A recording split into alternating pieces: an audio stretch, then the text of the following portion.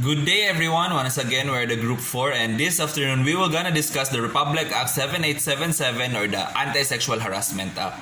So the Republic Act 7877 is an act declaring sexual harassment unlawful in the employment, education or training environment and for the other purposes. So this is very important topic, especially that we are relating this to the teaching profession because there are lots of cases in every school levels that some educators draw headlines not for their work in the classroom but for when they ended up in handcuffs. So they were accused of inappropriate relationships with students. So now let us tackle what is sexual harassment. So it is an act or a series of acts involving any unwelcome sexual advance, request or demand for a sexual favor or other verbal or physical behavior of a sexual nature committed by a government employee or official in a work-related, training or education-related environment. So what are the examples of sexual harassment? So we have flirting, gesturing or making sexual remarks about someone's body, clothing or appearance, asking questions about someone's sex life, telling sexually offensive jokes, making sexual comments or jokes about someone's sexual orientation or gender reassignment. So this is according to what I've searched. So as a teacher or a future teacher, we should bow with a great dignity because we are the role models of our students. We are the ones who teach, help, and guide them to be a successful person, not to sexual harass them.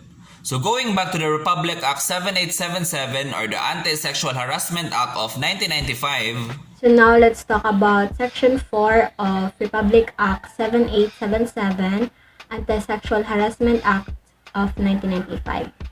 Section 4, Duty of the employer or head of office in a work-related, education, or training environment.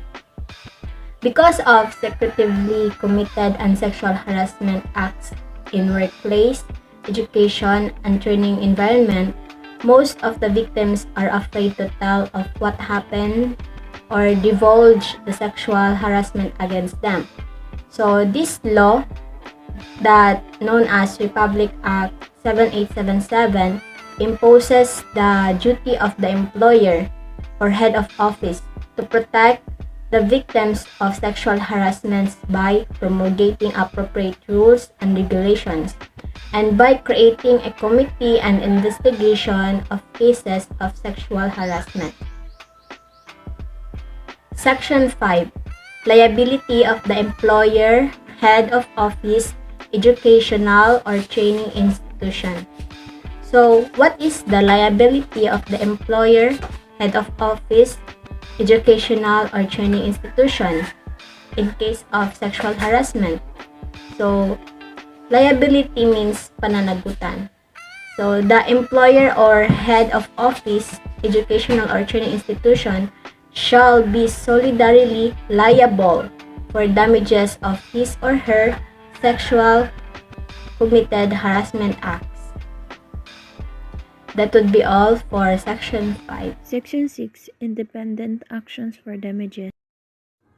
Nothing in this act should preclude the victim of work, education, or training-related sexual harassment from instituting a separate and independent actions for damages and other affirmative relief. For example, teachers making unnecessary physical contact, including unwanted touching to students. So, this means that the school or workplace cannot stop the student from filing separate civil case from the damages.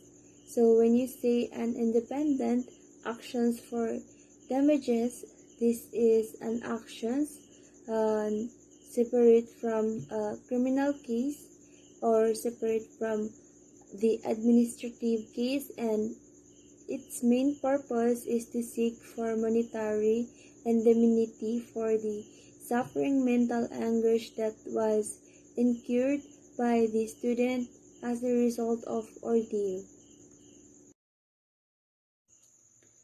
Section 7. For the penalties for the acts are only shown committed in violations of Republic Act of 7877 or the Anti-Sexual Harassment Act of 1995. So the law stipulates that a person found guilty for doing sexual harassment should be penalized by imprisonment of not less than 1 month nor more than 6 months, or fine 10,000 to 20,000 pesos, or both at the discretion of the court. Any actions arise from the violations of provisions of this act should prescribe in 3 years.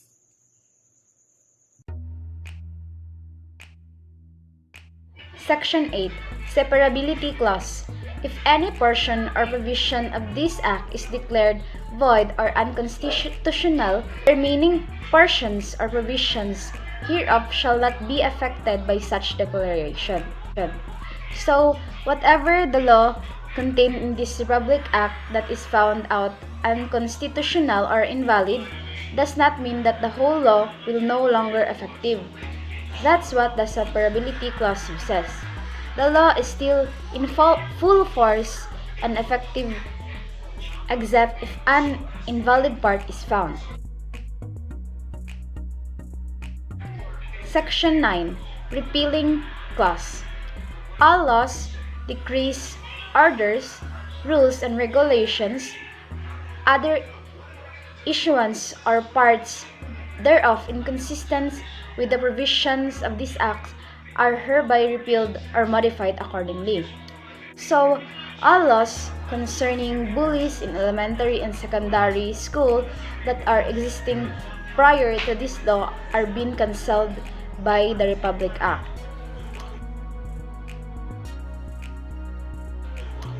Section 10. Effectivity Clause.